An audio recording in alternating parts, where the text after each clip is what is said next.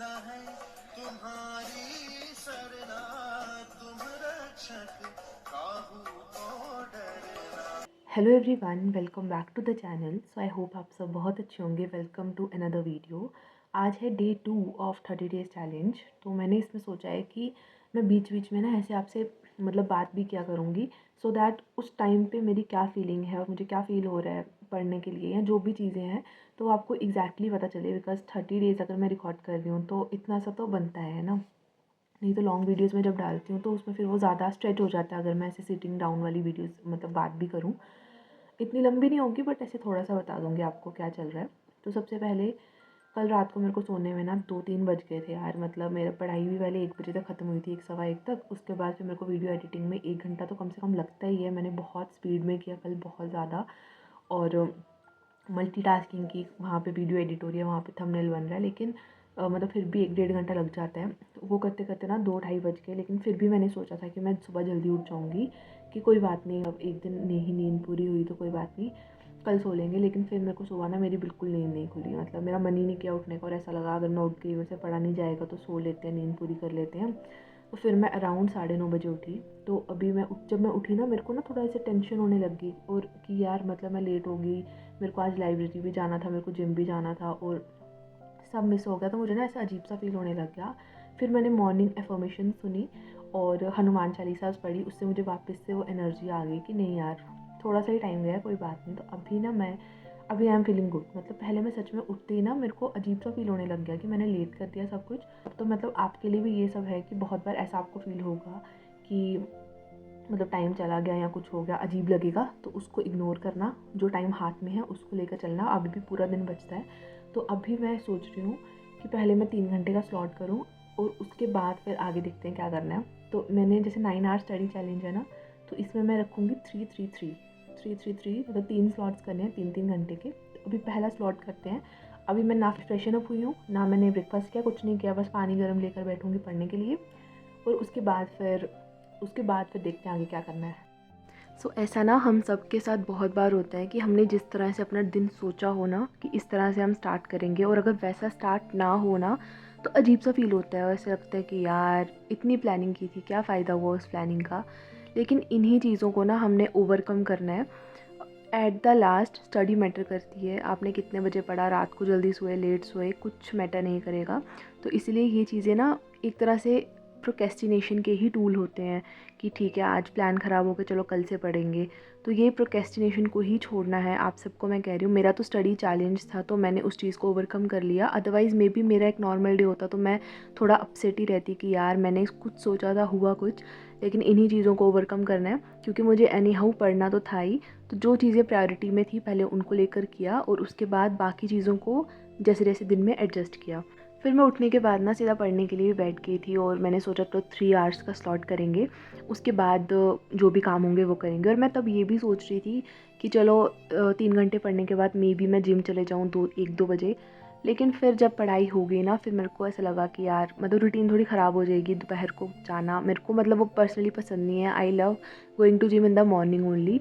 तो इसलिए फिर मैंने सोचा चलो आज रहने देते हैं। अभी मेरे इस वीक की ना 2 दिन मिस हो चुकी है जिम। कल भी मैं नहीं गई थी, आज भी नहीं गई थी, तो अब छुट्टी का कोई चांस नहीं है।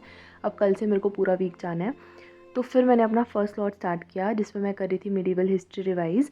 और इसमें ना यार बहुत ज़्यादा फैक्ट्स होते हैं। थोड़ा सा ही टॉपिक कंप्लीट होता है, बट इतना कुछ याद करना होता है कि पहले आज मैंने मुग़ल स्टार्ट किया था। तो उसमें बाबर के टाइम पे, हुमायूं के टाइम पे, अकबर के टाइम पे क्या क्या चीज़ें हुई, कौन थे, क्या था, बहुत सी चीज़ें होती हैं। और अलग अलग टाइप के कौन से टैक्सेस थे, मनसबदारी सिस्टम क्या था, और ये सब करते करते ना मेरा दिमाग ख़राब हो गया था। इतने टफ़ भी नहीं है, आप जितनी बार रिवाइज़ करते हो ना वो चीज़ें याद रहती हैं। लेकिन हाँ, थोड़ा तो टफ़ है। टफ़ इन द सेंस कि भूल जाते हैं। आज पढ़ लोगे ना, फिर अगले थोड़े टाइम बाद फिर पढ़ेंगे तो लगेगा किस में क्या था, वो चीज़ें भूल जाती हैं। तो जितनी बार रिवाइज़ करोगे उतना ज़्यादा याद रहता है। तो मैंने ये फर्स्ट स्लॉट में अपने 3 घंटे में ये किया था। उसके बाद फिर मैंने लगभग ये 1.5 घंटा किया था। उसके बाद फिर मैंने मैपिंग भी की थी, और जिसमें मैंने आज अफ्रीका स्टार्ट किया था। यूरोप मेरा ख़त्म हो गया, लेकिन मैंने आपको जैसे बताया था ना कि मैं मैपिंग को ना बार बार रिवाइज़ करूँगी। मैं ऐसा नहीं करूँगी कि एक दिन में ख़त्म कर दी, नहीं। जैसे आज जो पढ़ा उसको कल वापस से पढ़ूँगी, परसों फिर उसको पूरा वापस से रिवाइज़ करूँगी। मतलब रोज़ जितना हो सके मैप को ऑब्ज़र्व करना है, उससे ज़्यादा याद रहता है मैप। एंड उसके बाद फिर मैंने इसी स्लॉट में प्रीवियस ईयर क्वेश्चन सॉल्व किए थे, मिडिवल हिस्ट्री के 40 क्वेश्चन सॉल्व किए थे। तो देखो जो जैसे स्टैटिक सब्जेक्ट्स होते हैं ना, जैसे history, polity, medieval history, ancient history, इसके प्रीवियस ईयर क्वेश्चन हम जितना पीछे तक कर सकें ना उतने ज़्यादा हेल्पफुल ही होंगे। तो जैसे इस बुक में 1990s थे ना, तो अगर वो भी हम सॉल्व करेंगे वो भी हेल्पफुल ही रहेंगे, because these subjects are static. जैसे जो न्यू सब्जेक्ट्स होते हैं like science and tech, environment, उसमें इतना पुराना जाने की ज़रूरत नहीं है। उसमें लास्ट के 10, 15, 20 साल तक भी कर लो बहुत होते हैं। लेकिन हिस्ट्री में मुझे लगता है पुराने भी इंपॉर्टेंट होते हैं, और मैंने ये ना बहुत देर से नहीं किए थे इतने पुराने। मैंने लाइक इस बार भी प्रीलिम्स के टाइम पे लास्ट के 15 ईयर्स के ही किए थे, इतने स्टार्टिंग वाले नहीं किए थे। तो ये मेरे को कोई भी आंसर इतना सही से आ नहीं रहा था, सब गलत हो रहे थे। ज़्यादा नहीं बट हाँ थोड़े गलत हो रहे थे। तो बस वही है, हमें जो चीज़ें गलत हो रही हैं उनसे हमें सीखना है। तो मैंने बस वो सॉल्व किए, और इस फर्स्ट स्लॉट में मैंने ये 3 चीज़ें की थी।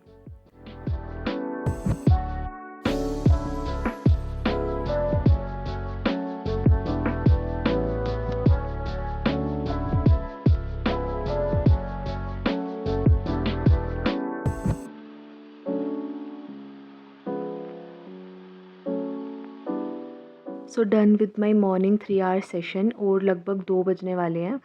तो पहले तो मैं सोच रही थी जिम चले जाऊँ, बट फिर लगा यार बहुत लेट हो जाएगा, और तो इसलिए रहने देते हैं। तो यहाँ पे मैंने अपने मार्क कर दिए, और जो सेटिस्फेक्शन होती है ना मार्क करने के बाद, वो अलग ही होती है। ऐसा लगता है चलो कुछ तो कंप्लीट हुआ। फिर उसके बाद मैंने सोचा कि चलो थोड़ी तो एक्सरसाइज कुछ कर लेती हूँ, मिस करने से अच्छा है। तो मैंने ये 20 मिनट स्टैंडिंग स्ट्रेच लगाया, तो ये मैंने कर लिया। मैं ना अभी भी ऐसे करती हूँ, आपने मेरी पिछली वीडियोस में भी देखा होगा। अगर किसी दिन मैं जिम ना जाऊँ ना, तो मैं कोशिश करती हूँ घर पे ही कुछ ना कुछ कर लूँ। वही बात है, at the end health matters. ऐसा नहीं है कि जिम जाकर ही आपकी हेल्थ बनेगी। उसके बाद फिर मैं फ्रेशन अप हो गई जल्दी से, मुझे भूख भी लग रही थी, और मैंने फिर खाना खाया। तो खाना में क्या था कि एक तो थी सब्ज़ी शलगम पालक की, साथ में थे पोहा, जो कि मम्मा मेरे टिफ़िन में डाल देती है, क्योंकि उनको लगता है मैंने लाइब्रेरी जाना होगा, तो अगर मुझे नहीं जाना होता तो फिर मैं वही निकाल के खा लेती हूँ। साथ में ऊपर कर्ड ले लिया, साथ में अचार, एंड साथ में ऑरिगेनो, मिर्ची, सॉल्ट, कि मेरे को थोड़ा स्पाइसी ही सब कुछ पसंद है, तो इसलिए मैं एक्स्ट्रा चीज़ें बहुत ज़्यादा डालती हूँ ऊपर से। मुझे नहीं लगता ऐसे कोई पोहा खाता होगा दही और सब्ज़ी मिक्स करके, बट ठीक है, मुझे अच्छा लगता तो मैं खा लेती हूँ। उसके बाद फिर मैंने थोड़ी देर ब्रेक ली थी, लंच ब्रेक, एंड उसके बाद फिर मैंने अपना इकोनॉमिक से स्टार्ट किया। तो आज का लेक्चर भी बहुत ज़्यादा इंटरेस्टिंग था। तो कल जो लेक्चर चल रहा था ना इंफ्रास्ट्रक्चर का, उसकी कंटिन्यूएशन में ही था आज भी। उससे रिलेटेड ही चीज़ें लाइक प्रधानमंत्री गति शक्ति योजना, national monetisation pipeline, and then brownfield projects, उसके बाद इनवेट्स, एंड ये सब चीज़ें पढ़ी। मतलब काफ़ी इंटरेस्टिंग टॉपिक था। क्या क्या चीज़ें हैं, क्या इश्यूज़ हैं, कौन रिकमेंड करता है, रोड में क्या है, रेलवेज़ में क्या है, एविएशन में क्या है। तो द लेक्चर वॉज गुड। तो इस स्लॉट में मुझे आज करना था इकोनॉमी का लेक्चर, साथ में मुझे करंट अफेयर्स करने थे, जिसमें मैंने अक्टूबर की मैगज़ीन की थी, एंड साथ में एक न्यूज़पेपर की वीडियो देखी थी।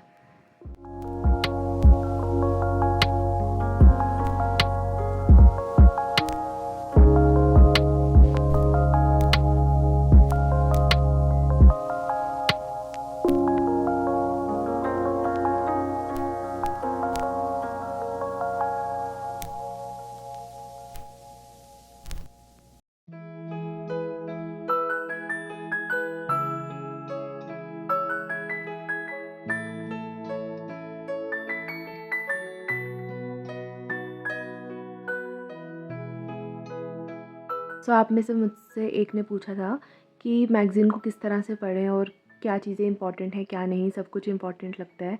तो देखो मैगज़ीन जो होती है ना, उसमें प्रीलिम स्पेसिफ़िक बहुत कम चीज़ें होती हैं, ज़्यादा मेन स्पेसिफ़िक होती हैं, लेकिन प्रीलिम स्पेसिफ़िक भी होती हैं। और बहुत डिपेंड करता है आपकी नॉलेज कितनी है, आपने कौन सी चीज़ें पहले कवर कर ली हैं। बिकॉज़ बहुत सा कंटेंट ऐसे होता है जो हम हर बार पढ़ते हैं, जो कि बेसिक में हर बार दिया ही होता है। तो आप बहुत सी चीज़ों पे डिपेंड करता है, लेकिन मैं पर्सनली नहीं बता सकती इतना, क्योंकि मेरे को भी इतना सही से नहीं आता है। मैं आपको एक चीज़ रिकमेंड करूँगी, जो अंडरस्टैंड यूपीएससी एक चैनल है ना यूट्यूब पे, जो सत्यम जैन सर का है। तो उस चैनल पे आप जाना, और वहाँ पे उन्होंने पीटी 365 की एनालिसिस किया है जब प्रीलिम्स आने वाला था। वो एक वीडियो देख लेना, उसको थोड़ी देर देखना और आपको पता चल जाएगा कि प्रीलिम्स के लिए किस तरह से चीज़ें पढ़नी होती हैं। बाकी आप स्लोली एंड ग्रेजुअली खुद सीख जाओगे। अगर आप किसी का हेल्प ले सकते हो, यूट्यूब पे बहुत से होते हैं जिन्होंने एनालिसिस किया होता है, तो उसको देख सकते हो आप, आपको काफ़ी ज़्यादा हेल्प मिलेगी।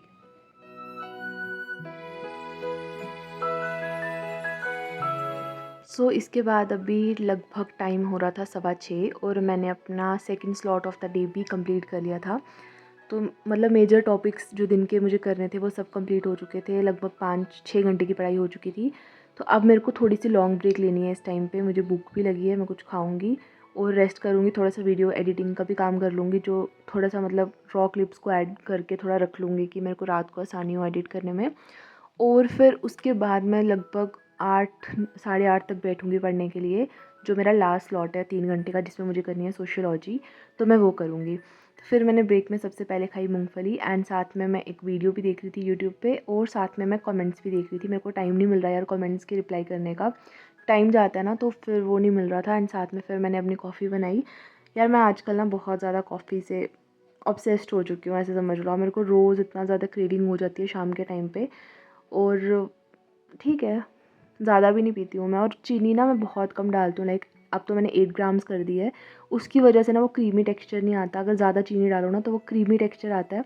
अभी थोड़ा सा ऐसे ज़्यादा झाग झाग टाइप वाला, बट ठीक है, चीनी ज़्यादा नहीं भी खानी चाहिए। एंड मेरे को थोड़ी भूख लगी थी तो मैंने बिस्किट ले लिए, साथ में वो खाई और फिर मैंने रेस्ट की।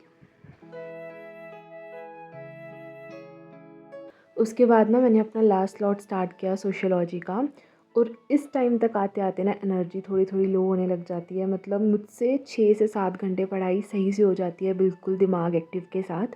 लेकिन जब उसके बाद वाला टाइम होता है ना, तो मेरे को थोड़ी एग्जॉशन फील होने लग जाती है। मेरे को सर भी दर्द होने लग जाती है थोड़ी थोड़ी, और आज हो रही थी। बट स्टिल मुझे करना था आज। मतलब इस वाली स्लॉट के लिए ना I have to put efforts. और आई थिंक यही एक चीज़ होती है जो आपको एज दिलवाती है। बिकॉज सभी 6-7 घंटे पढ़ ही लेते हैं, बट आप वही जो एक्स्ट्रा 3-4 घंटे पढ़ते हो वही एज दिलवाता है। तो फिर मैं पढ़ने के लिए बैठी और इस स्लॉट में ही ऐसा हो रहा था कि पहले मैंने थोड़ी देर टेबल पे पढ़ा, फिर उसके बाद बेड पे पढ़ा, फिर वापस से टेबल पे पढ़ा। तो मतलब अपने आप को बस मोटिवेट किया कि मुझे पढ़ना है, मुझे अपने टाइम कंप्लीट करना है और इवन टारगेट्स भी कंप्लीट करने हैं।